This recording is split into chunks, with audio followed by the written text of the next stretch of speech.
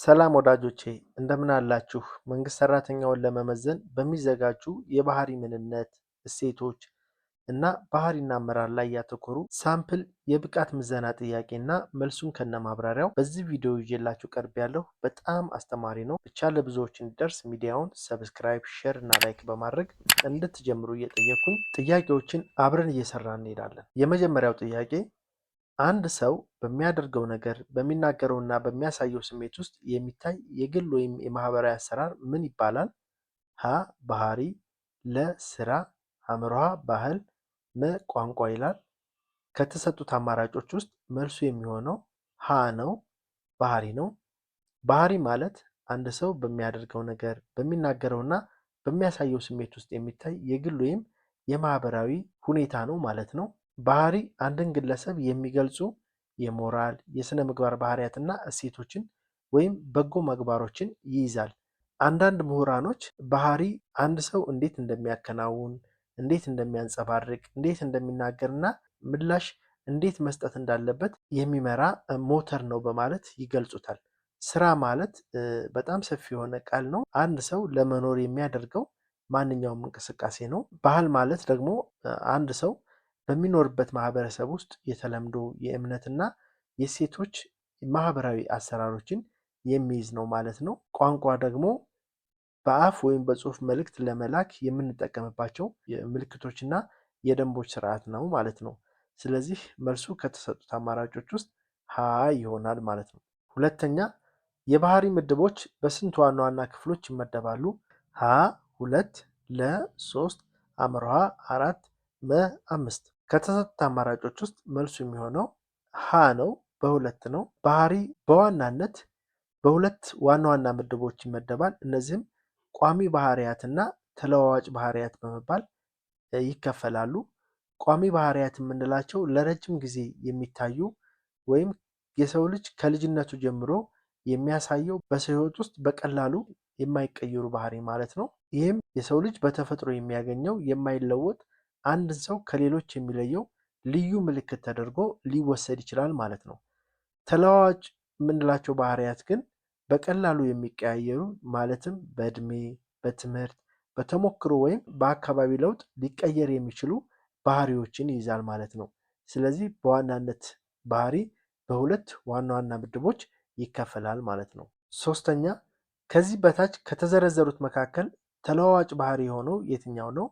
ሀ የማሰብ ዘዴ፣ ለ የመማር ክህሎት፣ ሐመርሃ መሰረታዊ አስተሳሰብ፣ መ ስሜታዊ ምላሽ። መልሱ የሚሆነው ለ ነው፣ የመማር ክህሎት ነው። የመማር ክህሎት ተለዋዋጭ ባህሪ ነው የምንለው ምክንያቱም በትምህርት በልምድና በሙከራ ሊሻሻል የሚችል ወይም ከቋሚ ባህሪያት ጋር ሲነጻጸር በቀላሉ ሊቀየር የሚችል ባህሪ በመሆኑ ነው ማለት ነው። ሌሎቹ ግን የማሰብ ዘዴ፣ መሰረታዊ አስተሳሰብ እና የሰው ልጅ ስሜታዊ ምላሽ ከቋሚ ባህሪያት ጋር ይያያዛሉ ማለት ነው። አራተኛው ጥያቄ ሰው ባህሪውን ለማሻሻል ከፈለገ በተለይ በምን ላይ ትኩረት ማድረግ አለበት ይላል። ሀ በቋሚ ባህሪያት ላይ፣ ለ በተለዋዋጭ ባህሪያት ላይ፣ ሐመርሃ በሁለቱም ባህሪያት በኩል መጠን፣ መ በአብዛኛው በተለዋዋጭ ባህሪ ላይ።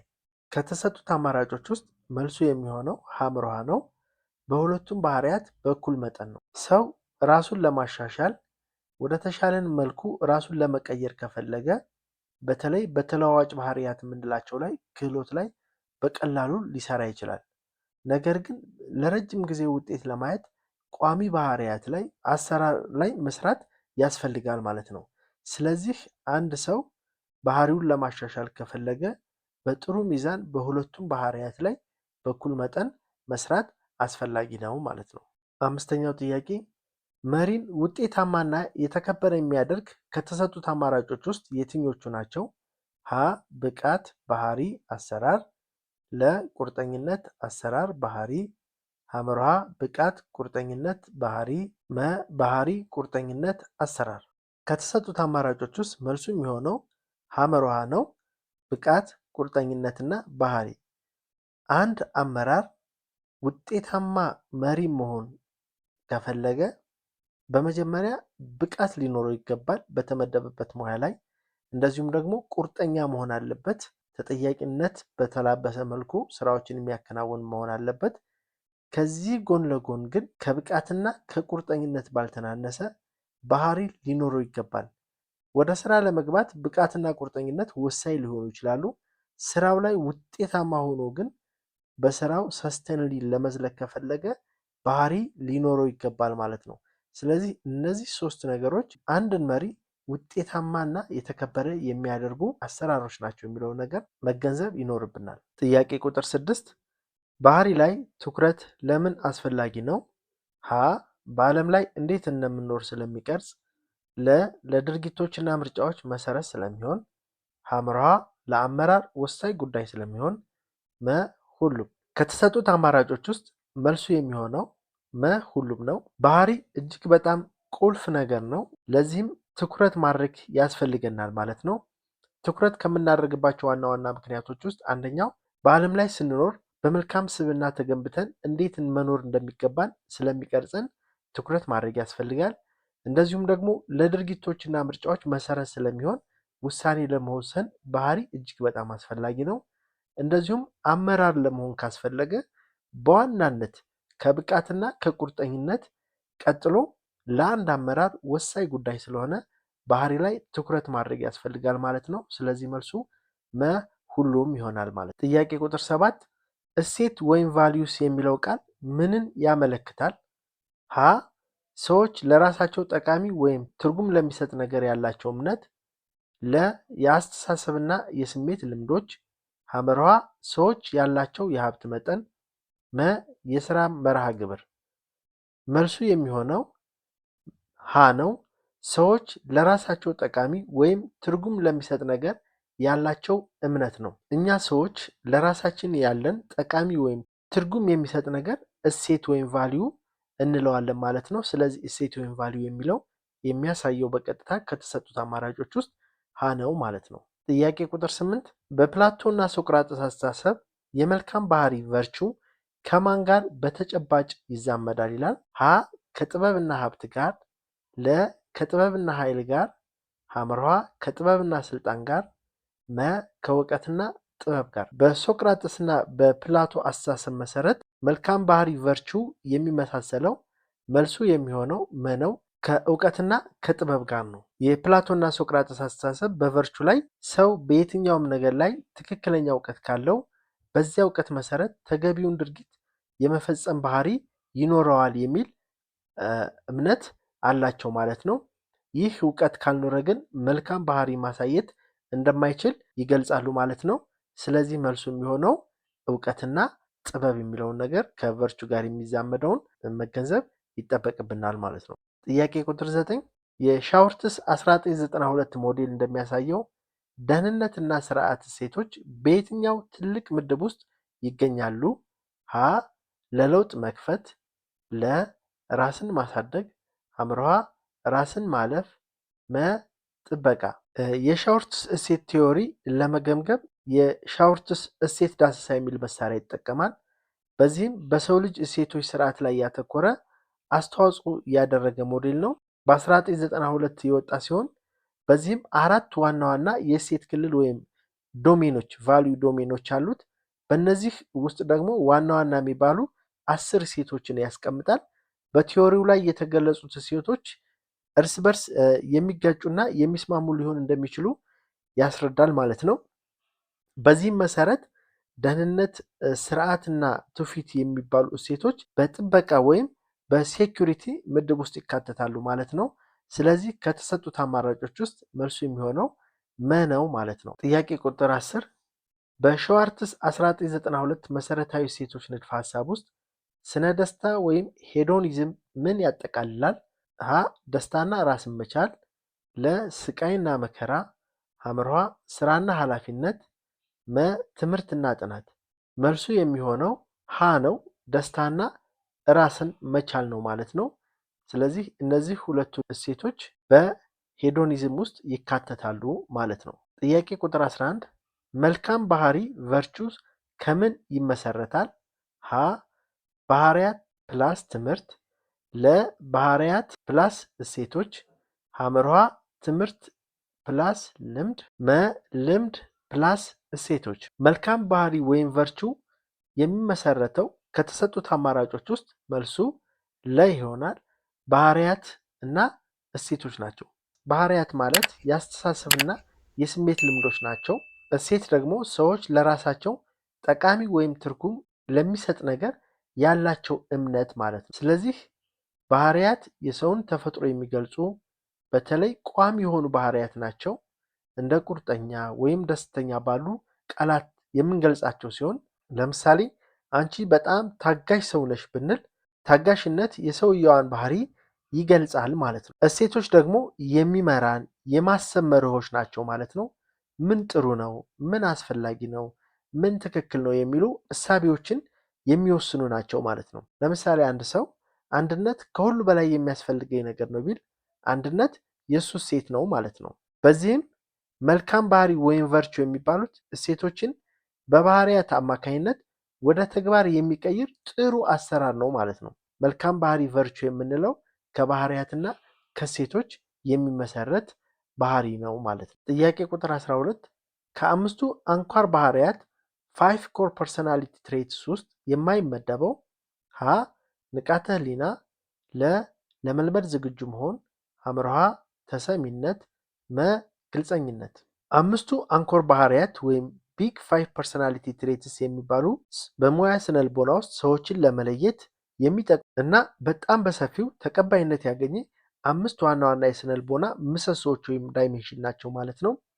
ከነዚህ ከተሰጡት አማራጮች ውስጥ የማይካተተው መልሱ የሚሆነው ሐመርሃ ተሰሚነት ነው። ተሰሚነት ሳይሆን ተስማሚነት ነው። እያንዳንዳቸውን ባህሪያትን በምናይበት ጊዜ ሀ ንቃተ ህሊና የምንለው አለ። ይሄም ኮንሸንሽስነስ የምንለው ነው።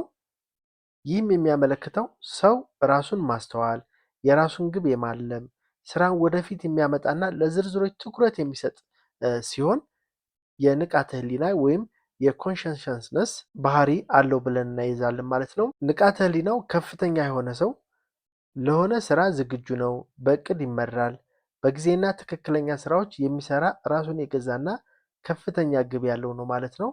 ዝቅተኛ ያለው ከሆነ ደግሞ ያልተደራጀ፣ የሚዘገይ፣ ትኩረት የማያደርግ፣ ለውድቀት የሚያጋልጥና ስራውን ለመጨረስ ችግር የሚያጋጥመው በማለት ልናስቀምጠው እንችላለን ማለት ነው። ሁለተኛው ለመልመድ ዝግጁ መሆን ነው።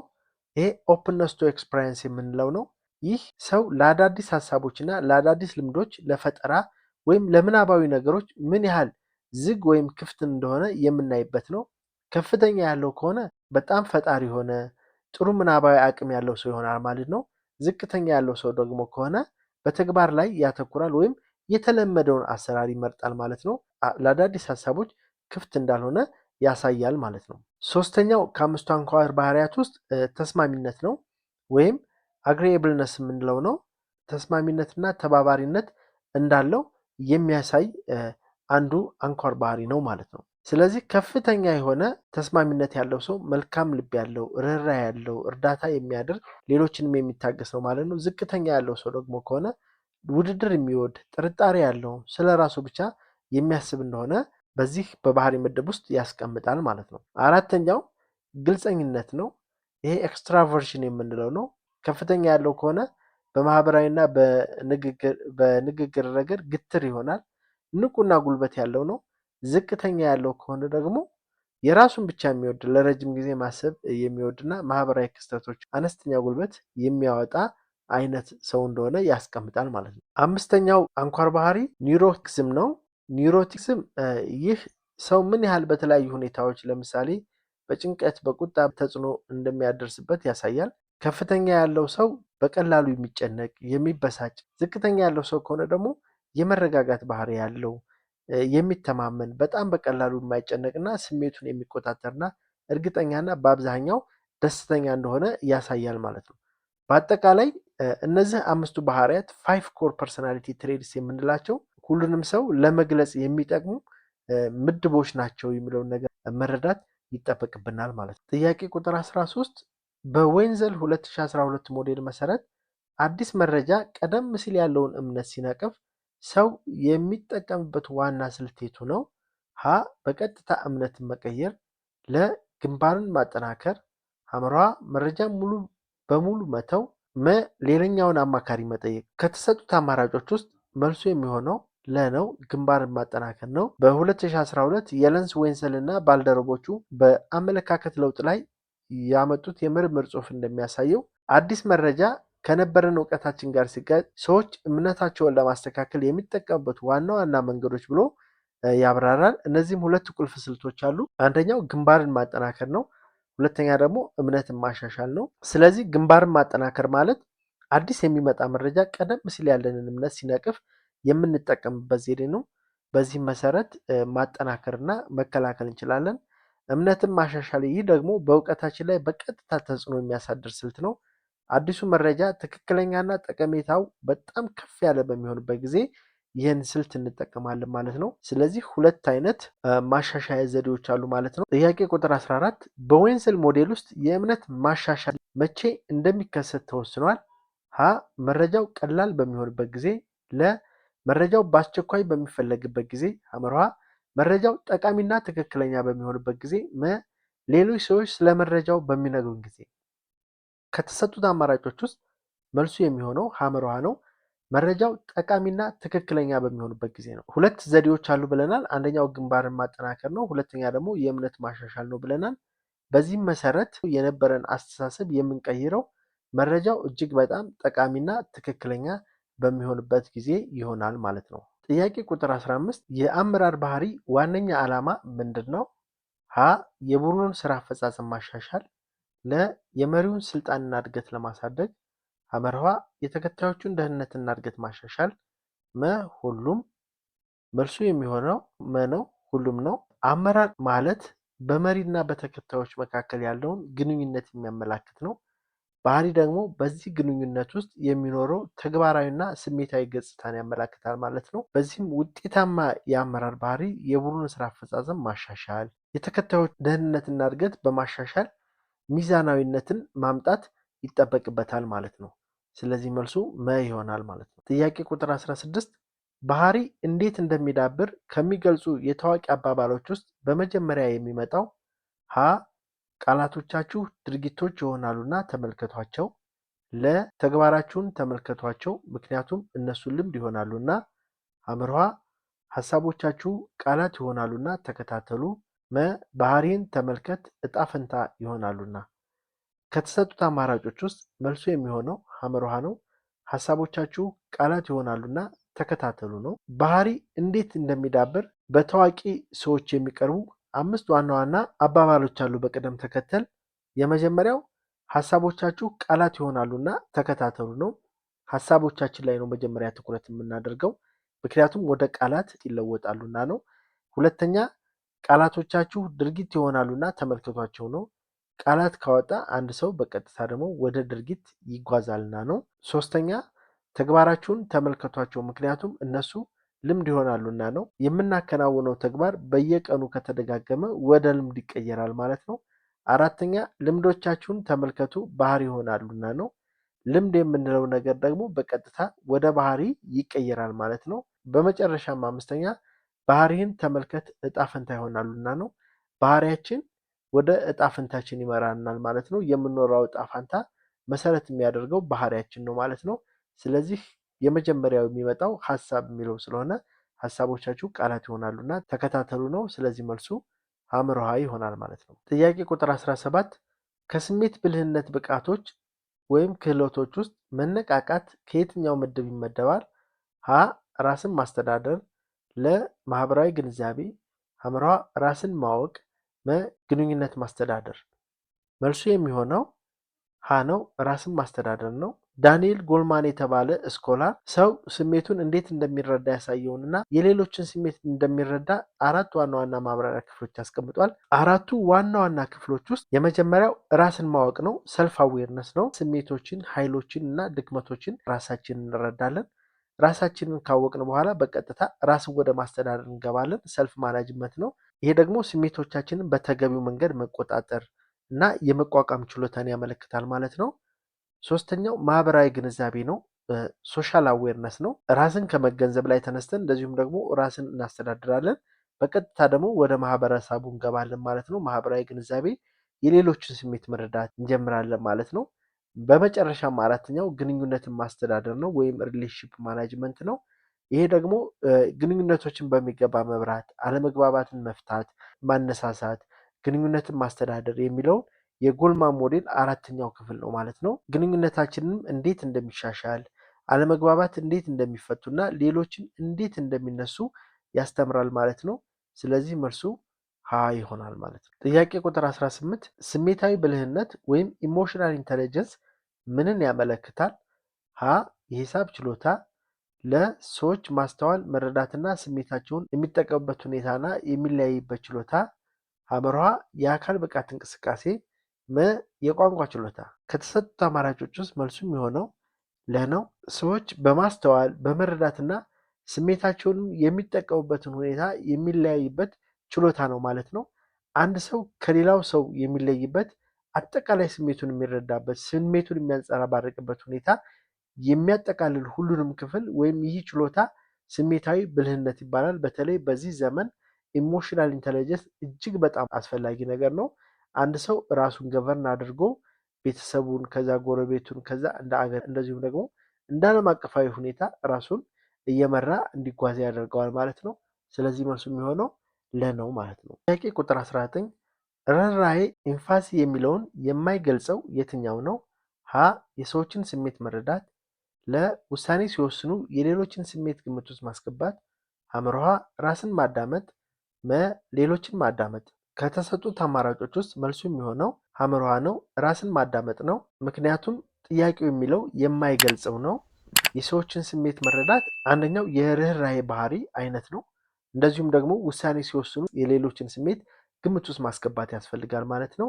እንደዚሁም ደግሞ ሌሎችን ማዳመጥ ያስፈልጋል ማለት ነው። በአጠቃላይ ይሄ የሚገልጸው ርህራሄ ሲሆን የማይገልጸው ግን ራስን ማዳመጥ ነው ማለት ነው። ጥያቄ ቁጥር 20 የጆሃሪ መስኮት ዋና ዓላማ ምንድን ነው?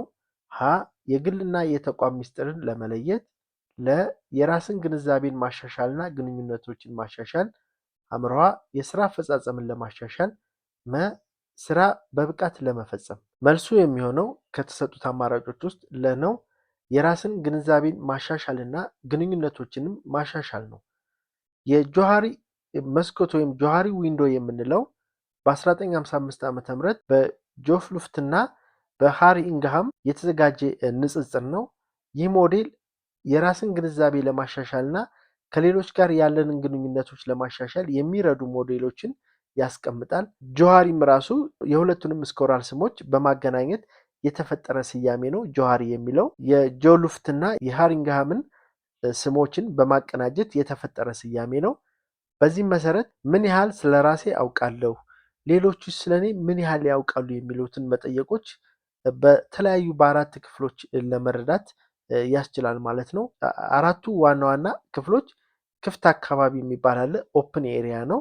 ይህ ቦታ እኔ ስለ ራሴ የማውቀውንና ሌሎችም የሚያውቁትን ነገር ያሳያል። ለምሳሌ ስሜን፣ ስራዬን፣ የግል ባህሪያችንን ወዘተ የምናይበት ሁኔታ ነው። ሁለተኛው ስውር አካባቢ ይባላል። ይሄ ደግሞ ሂድን ኤሪያ ነው።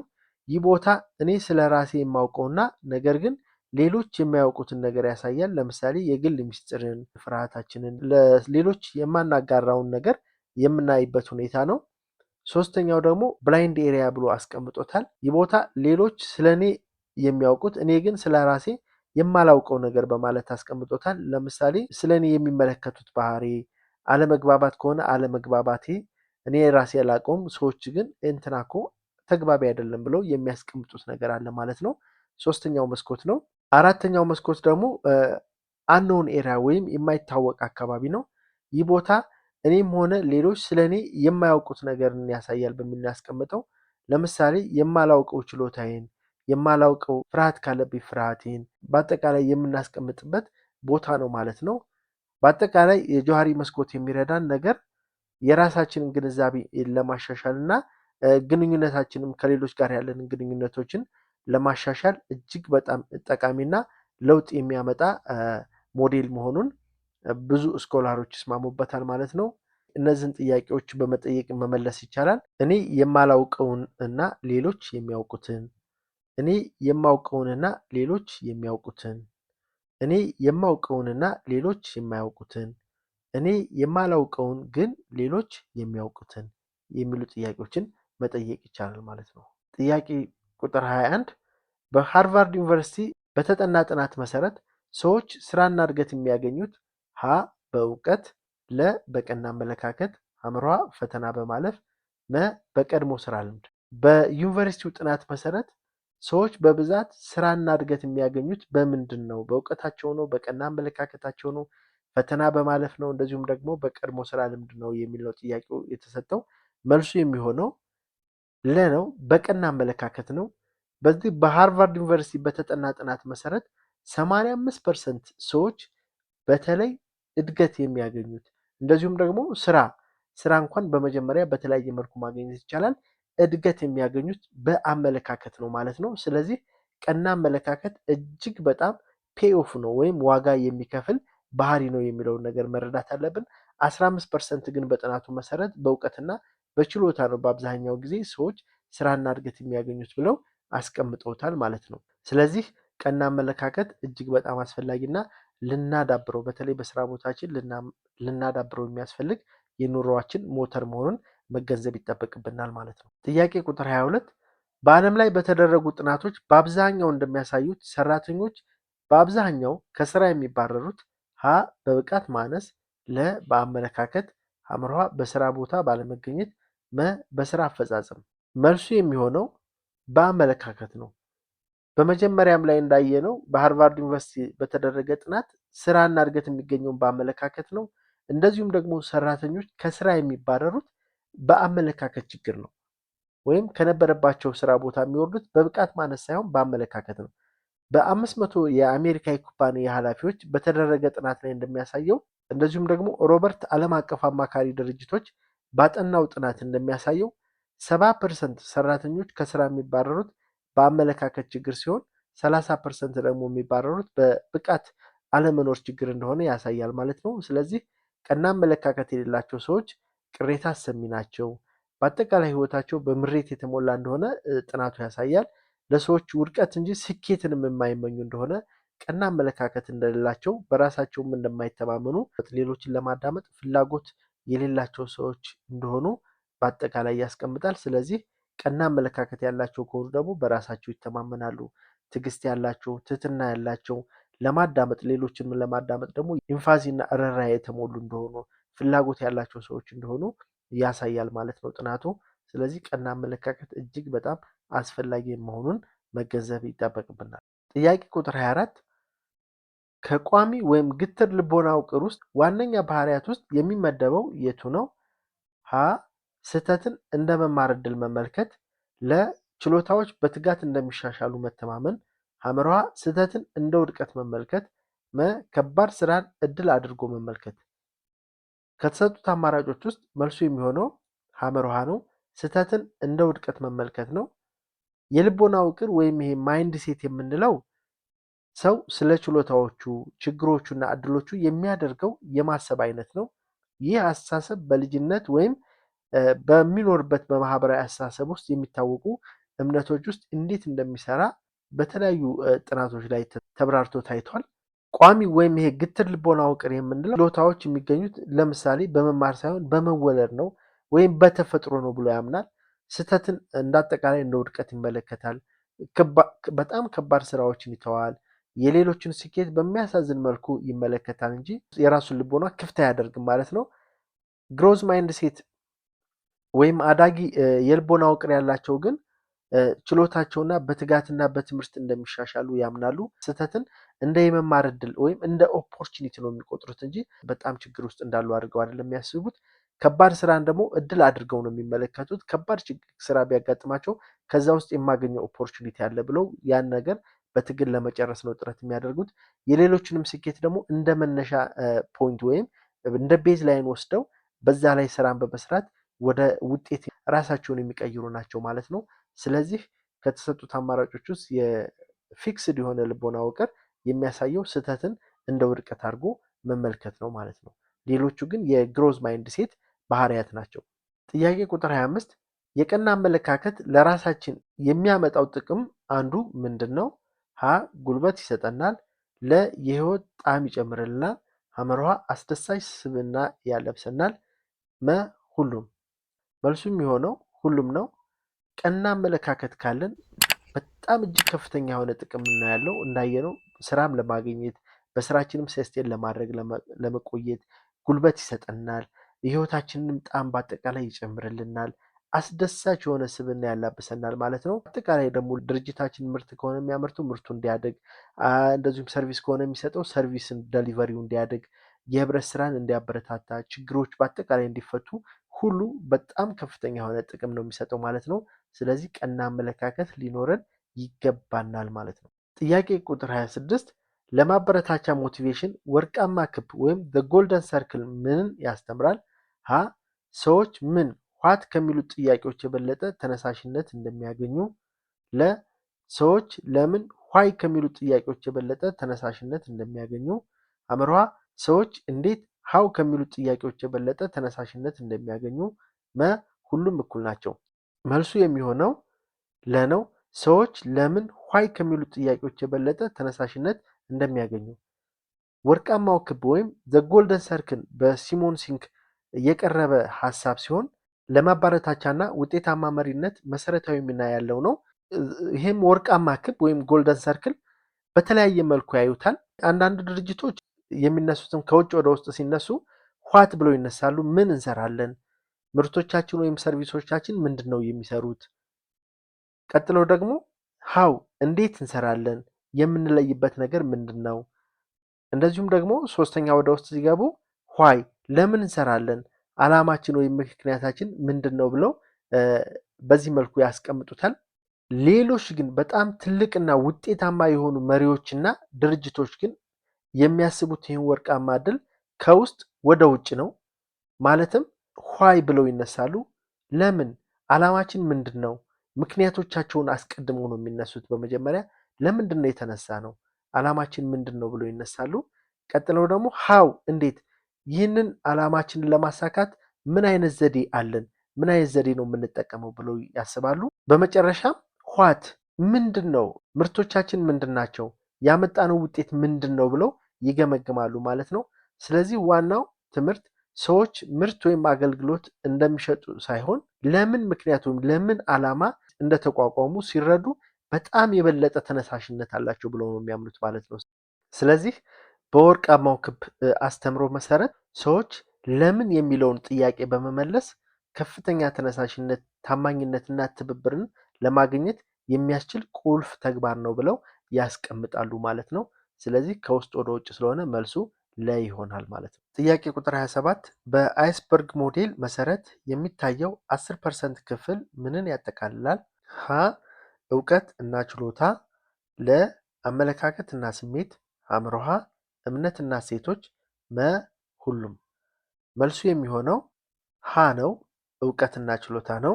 በአይስበርግ ሞዴል መሰረት የሚታየው 10% ክፍል እውቀት እና ችሎታን ወይም ኖሌጅ እና ስኪልን ያጠቃልላል። እነዚህ ክፍሎች በተለዋዋጭ ሁኔታ የሚገኙ ክፍሎች ብለው ወይም ተለዋዋጭ ባህሪያትን ሲያስቀምጡ የሚታዩ የሚለኩና የሚገለጡ ናቸው ብለው የአይስበርግ ሞዴል ያስቀምጠዋል። እውቀት ማለት በትምህርት ስልጠና ወይም ልምድ የተገኘ እውነተኛ መረጃ፣ እውቀትና ግንዛቤ ማለት ነው።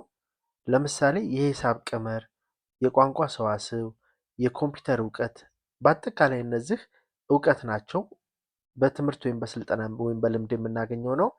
ችሎታ ማለት ደግሞ እውቀትን በተግባር ለመተግበር የሚሆን ችሎታ ወይም ሙያዊ ክህሎት እንደማለት ነው። ለምሳሌ የማሽን አሰራር፣ የፕሮግራም አጻጻፍ፣ የእጅ ችሎታ፣ የመንግስት አስተዳደር፣ በአጠቃላይ እነዚህን ምን ብለን እንገልጻቸው እንችላለን? ችሎታ ወይም ስኪልስ ብለን እንገልጻቸዋለን ማለት ነው። ይሄ 10% ነው። እውቀትም ችሎታም አንድ ሰው ስራውን ለመስራት የሚያስፈልገው እጅግ በጣም ዝቅተኛው መስፈርት ነው በማለት ነው የሚያስቀምጡት፣ ወይም 10% መስፈርት ነው እንደማለት ነው ስራን ለመስራት።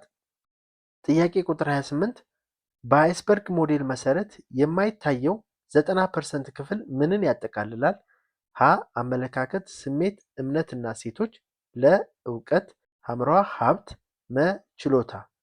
መልሱ የሚሆነው ሀ ነው። አመለካከት፣ ስሜት፣ እምነትና እሴቶች ነው። እውቀትና ችሎታ 10% ነው የሚይዘው ብለናል። ወይም እጅግ በጣም የሚያስፈልግ ለአንድ ስራ ዝቅተኛው መስፈርት ነው ብለናል። በአይስበርግ ሞዴል መሰረት የማይታየው 90% በባህሩ ስር የሚገኘው ግን አንደር ኦሽን የሚታየው ክፍል ግን በአይናችን የማናየው እጅግ በጣምና አስፈላጊ ነው ይላል። የመጀመሪያው አመለካከት ነው፣ አቲቲዩድ ነው።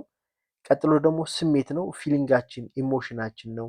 እምነታችን ደግሞ ብሊፍሳችን፣ እንደዚሁም ደግሞ ቫሊዎቻችን ወይም እሴቶቻችንን በሙሉ ያጠቃልላል በማለት ነው ያስቀመጠው። እነዚህ በቀላሉ በአይን የማናያቸው ልክ እንደ ኖሌጅ እና እንደ ክህሎት እንደ ስኪልስ በአይን የማናያቸው ናቸው። ነገር ግን አመለካከቱ ወይም አቲቲዩድ የምንለው ሰው ያለው ስራው ሁኔታ ወይም በህይወት የሚያደርገው የመጀመሪያው ምላሽ አመለካከት አዎንታዊ አመለካከት ነው ወይ፣ የጋራ የሆነ አመለካከት፣ በቡድን የመስራት ፍላጎት፣ እነዚህ የሚሉትን ነገሮችን ይይዛል። ስሜት የምንለው ደግሞ በውስጡ የሚነሱ ሀዘን፣ ደስታ፣ ቁጣን፣ ፍርሃት፣ ፍቅር ወይም ጥላቻ የሚለው ፊሊንጉ ምን አይነት ነው የሚለውን እንደ መነሻ እንወስዳለን። እምነት የምንለው ደግሞ ሰው በአጠቃላይ ስለ ራሱና ስለ ሌሎች ሰዎች ያለው ግንዛቤ፣ ሁሉም ሰው ለምሳሌ ማግኘት አለበት፣ ሁሉም ሰው እድገት ይገባዋል ብሎ የሚያስብ ነው ወይ የሚለው ያስቀምጣል። እንደዚሁም ደግሞ እሴቶች አንድ ሰው የሚያምናቸውና የሚከተላቸው መርሆች ታማኝነት፣ ንጹህነት፣ አክብሮት፣ እውነትን መናገር፣ ሌሎችን ከሌሎች ጋር ተባብሮ መስራት፣ ስራውን በጥራት መፈጸም የሚሉ እሴቶች አሉ ነው ወይ የሚለው በአጠቃላይ 90% የሰውየውን ውስጣዊ ዓለም ይወክላል ማለት ነው። ውስጣዊ ክፍል ይወክላል ማለት ነው። የአይስበርግ ሞዴል የሚያጠቃልለው ምንድን ነው? ማየት ብቻ በቂ አይደለም ነው። ወይም 10% እውቀትና ችሎታ መሰረታዊ ቢሆኑም ለአንድ ስራ እጅግ በጣም መሰረታዊ ናቸው። ቀለል አድርገን እያየናቸው አይደለም፣ እጅግ በጣም መሰረታዊ ናቸው። ነገር ግን የሰውየውን አጠቃላይ የአሰራርና ስኬት የሚወስነው ያልታየው 90%ቱ ክፍል ነው። ስለዚህ በዋናነት በሚታየው ስኪል ላይ ሳይሆን ሶፍት ስኪሎች ላይ ሶፍት ስኪሉ እጅግ በጣም ወሳኙን ነገር የያዘ እንደሆነ የሚያሳይ ሞዴል ነው ማለት ነው። ስለዚህ መልሱ ሀ ይሆናል ማለት ነው። ጥያቄ ቁጥር 29 በአልፋቤት እሴት ስሌት ኤ 1 ቢ 2 እያል እስከ ዜድ ድረስ ብንሄድ አቲቲዩድ ድምር ስንት ይሆናል ነው? ሀ 50 ለ 75 ሐመሮሃ 100 መ 150። መልሱ የሚሆነው 100 ነው። ይህም ማለት አቲቲዩድ የሚለውን ቃል ውስጥ እያንዳንዱ ፊደል ቅደም ተከተል ቁጥር ብንሰጠው ኤ 1 ይወክላል፣ ቲ 20፣ ቲ 20 አሁንም፣ አይ 9፣ ቲ 20፣ ዩ 21፣ ዲ 4፣ ኢ 5 ይወክላል። በአጠቃላይ ሁሉንም ፊደሎችን የሚወክሉ ቁጥሮችን ብንደምራቸው 100 ይሆናል ማለት ነው። ይህ ማለት አቲቲዩድ ወይም አመለካከት እጅግ በጣም አስፈላጊ መሆኑን አንዳንድ ስኮላሮች ደግሞ ያሳዩበት ሁኔታ ነው ማለት ነው። ሌሎቹን ግን ብናይ ለምሳሌ ኖሌጁን ብናይ ኬ 11፣ ኤን 14፣ ኦ 15፣ ደብሊው 23፣ ኤል 12፣ ኢ 5፣ ዲ 4፣ ጂ 7፣ ኢ 5 ብለን ብንደምራቸው 96 ነው የሚመጣው። ሙሉ አይደለም እንደማለት ነው ያሳዩበት ሁኔታ። ስኪልስ የሚለውንም ደግሞ እንደዚሁ ደግሞ ለፊደሎቹ ሰተን ብንደምረው 82 ነው የሚመጣው። ስለዚህ እጅግ በጣም አስፈላጊው ለአንድ ልጅ በአጠቃላይ ለስራው በስራው አፈጻጸሙ ውጤታማ እንዲሆን ህይወቱም ደግሞ የተቃና እንዲሆን እጅግ በጣም አስፈላጊው ነገር አቲቲዩድ ነው ብለው ነው ያስቀመጡት፣ ወይም አመለካከት ነው። ስለዚህ በመጀመሪያም ስንጀምር ባህሪ እጅግ በጣም ወሳኝ ነገር እንደሆነ ባህሪንም ለምን ደግሞ ትኩረት ማድረግ እንዳስፈለገው የተለያዩ ሀሳቦችን አንስተን ስናሳይ ነበር። አቲቲዩድ እጅግ በጣም ወሳኝ ነገር መሆኑን በዚህ መልኩ መረዳት ይቻላል ማለት ነው። በአጠቃላይ በዚህ በባህሪ ላይ እሴት ላይ ቫልዩዎች ላይ እንደዚሁም ደግሞ አመራርና ባህሪ ላይ ያተኮሩ እጅግ በጣም ወሳኝ ጥያቄዎችን አንስተን ተወያይተንባቸዋል። የሲቪል ሰርቪስ ኮሚሽን የሚያዘጋጃቸውን ሳምፕል የብቃት ምዘና ጥያቄዎችን በዚህ መልኩ አቅርቤላችኋለሁ። እጅግ በጣም እንደወደዳችሁት ተስፋ አደርጋለሁ። ሚዲያውን ሼር፣ ላይክ እና ሰብስክራይብ በማድረግ ሌሎች እንድታደርሱልኝ እየጠየኩኝ አበረታች የሆኑ ኮሜንታችሁ ደግሞ እንዳይለየኝ እጠይቃለሁኝ። በቀጣይ አስተማሪና ተወዳጅ በሆነ ቪዲዮ እስከምንገናኝ ድረስ መልካሙን ሁሉ እመኝላችኋለሁኝ። አመሰግናለሁ።